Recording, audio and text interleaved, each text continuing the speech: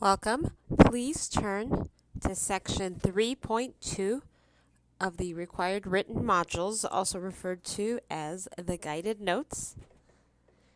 This video will be covering quadratic functions. By the end of the lesson, you will be expected to learn how to identify characteristics of parabolas, understand their graphs and how they relate to quadratic functions, and solve problems with quadratic functions' minimum or maximum value. The general quadratic form. Given real numbers a, b, and c, the general equation of a parabola, that is a quadratic function, is given by ax squared plus bx plus c. The vertex of a quadratic in its general form is given by negative b over 2a, then f of negative b over 2a. This looks a lot more complicated than it actually is. This is an ordered pair. Here is the x value. Here is the y value. To find the x value, you would plug in a and b into this formula. Then to find the y value, take whatever you found here and plug it back into your original quadratic. Finally, the axis of symmetry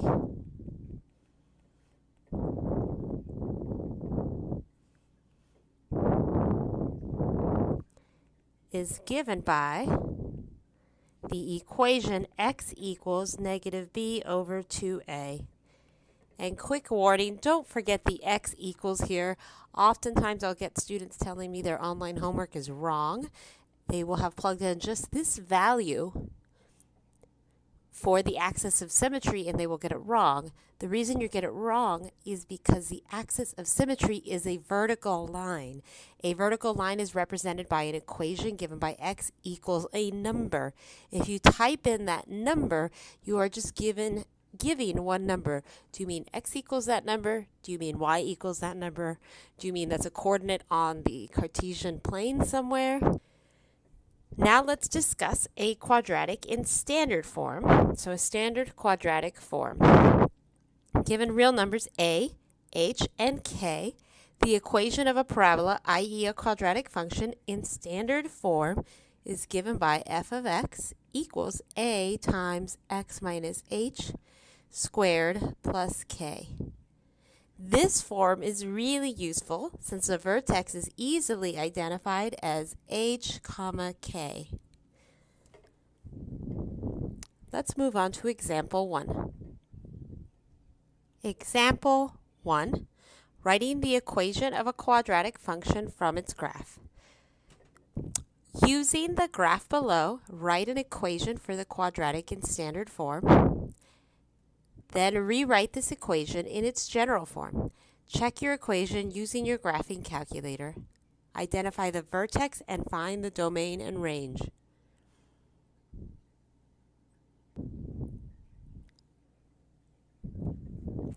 Let's start by identifying some key points. Here is our vertex. The ordered pair of this vertex is negative 2, negative 3. This is because I have to travel over to the left, 1, 2, to negative 2, and then travel 1, 2, 3 down to get to this point. That is our vertex. Let's go ahead and use this vertex to write out the equation for our parabola in standard form. We have f of x equals a times x minus h squared plus k. Because the vertex is located here at negative 2, negative 3, I know h is equal to negative 2 and k is equal to negative 3. So this becomes f of x equals a times x minus negative 2 squared plus negative 3, which simplifies to a x plus 2 squared minus 3. How can we get rid of this a? Or at least how can we find a value, an actual numerical value, to replace this a? Let's consider a very nice point we're given, and that would be here.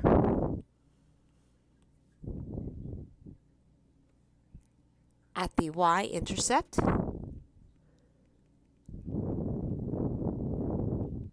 the ordered pair for this y-intercept is 0, -1. This means if we start at the origin, we don't move any units left or right. We stay here, but we move 1 unit down. So this tells me that this x value equals 0, and the y, which is also known as the f of 0 value, or f of x, is equal to -1. So let's use this to our advantage and solve for a. So I have -1 equals a times 0 plus 2 squared minus 3. -1 equals a times 2 squared minus 3.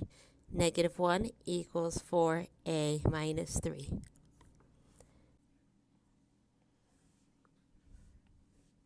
Adding 3 to both sides leaves us with positive 2 on the left side of the equal sign and 4a on the right.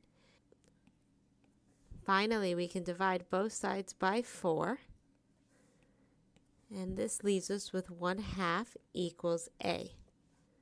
So our equation in standard form is f of x equals 1/2 x minus, actually it's x plus 2 squared minus 3. We can multiply this out to get our equation in its general form. So this becomes f of x equals 1/2 x squared plus 4x plus 4 minus 3, which is x squared divided by 2 plus 2x plus 2 minus 3, which leaves us finally with x squared over 2 plus 2x minus 1. So let me move this here. This is our equation in its general form. This is our equation in its standard form. Let's check our work using a graphing calculator. Here is my graphing calculator. I'm going to go to the y equals button, then type in, let's use this equation because it's a little easier to type in, I think. Instead of 1/2, I'm going to type in 0.5. Then I'm going to open a parenthesis, x plus 2 squared minus 3. And let's change our window to match our graph. So bear with me while I scooch my calculator over a little bit. It looks as if our window, x minimum here, is at -6. That's our minimum x value. Our maximum x value, if you notice on your notes, is +5. Let's leave our scale at 1 for x. Our y minimum value is here at -4. Our y maximum value is here at +6. And again, I'm going to leave my scale for x at 1. Now go ahead and hit the graph button.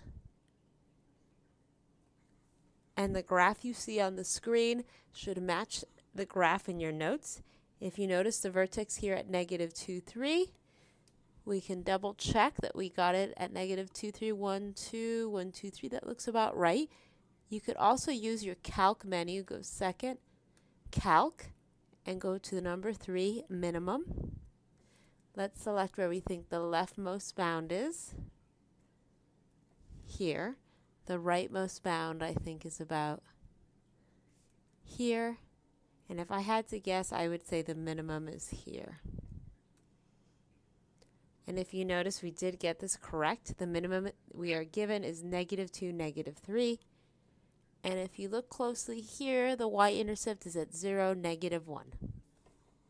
Finally, let's identify the vertex, which we've actually already done. So let's just label this with the number 4. That's here. Then find the domain and range. So the domain and range, let's label those 5. Our domain, that is the set of all the valid inputs. We can put any number into this function. Any number even smaller than -6 would be a valid input. Any value larger than +5 would be a valid input. So our domain is from -infinity to infinity. You can also write this as the all real numbers symbol. Our range, so let's look along the vertical values. How low does our parabola go? It's here. How low does our parabola go? It goes as low as its vertex here. The y value of that is -3. And then how high does our parabola go? So if we keep going, our parabola will travel infinitely in the positive y direction. So we go as high as infinity for y. Since -3 is included, write this with a bracket. Infinity is not included, so we write a parenthesis. Before we move on to the top of the next page to work on example 2, we're going to identify and sketch the axis of symmetry. If you recall, the definition that we gave for the axis of symmetry before was x equals -b over 2a. We don't have to start here, however. We have a sketch, so let's just identify it using the sketch. Locate the vertex here at -2, -3. The axis of symmetry is precisely x equals -2, or x equals whatever our x value is for the vertex. Let's go ahead and sketch this out.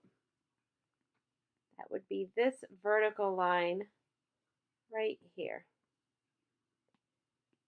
This is my axis of symmetry. Now, what does our axis of symmetry actually tell us? If you get your note page from your notebook, from your written notes, and you fold it along this line, then you can hold that page folded up to the light, and you'll notice that this side of the parabola overlaps this side of the parabola perfectly. This line here, which is our axis of symmetry, tells us that everything on this side and this side is symmetric. With that, turn to the top of the next page to work on example 2. Example 2. Maximum and minimums of quadratic functions. Find the vertex of -x² plus 9x minus 14. Determine if this vertex is a maximum or a minimum. Then we're going to determine the domain and range of the parabola.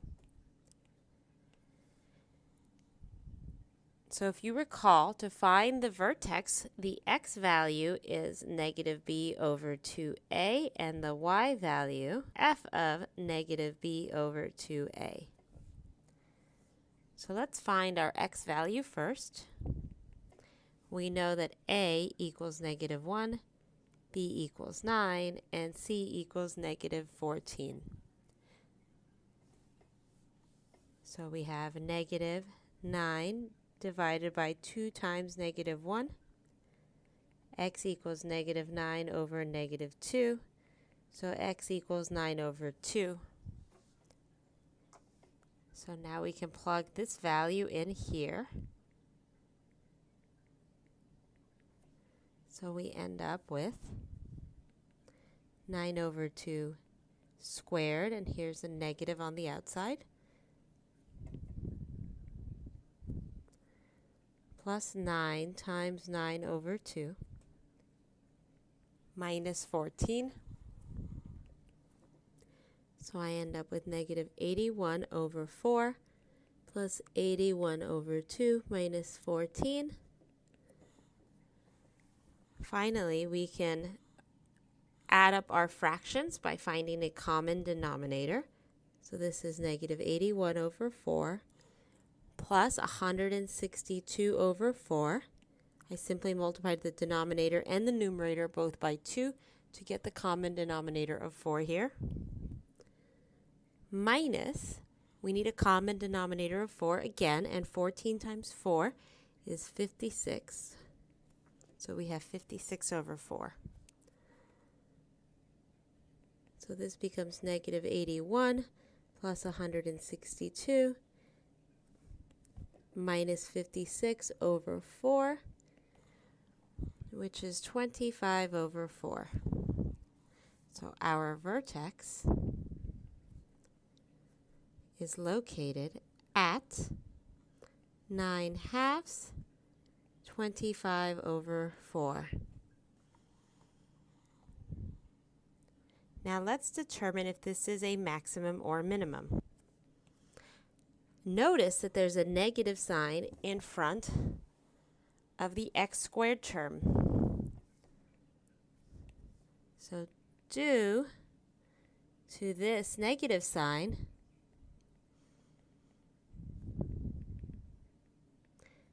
our parabola points down. That is, it looks like this. So the vertex has to be a maximum.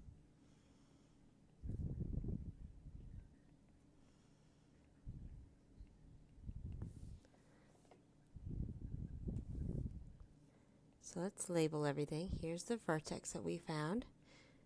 We've determined that this is a maximum. Now let's determine the domain and the range of our parabola. So our domain will be like the previous, which is negative infinity to positive infinity. Our range, we go as low as negative infinity, since this will go on forever. And we'd stop up here at our vertex, which is this ordered pair. And the y value of that vertex, more importantly, is 25 over 4. So our range is negative infinity to 25 over 4.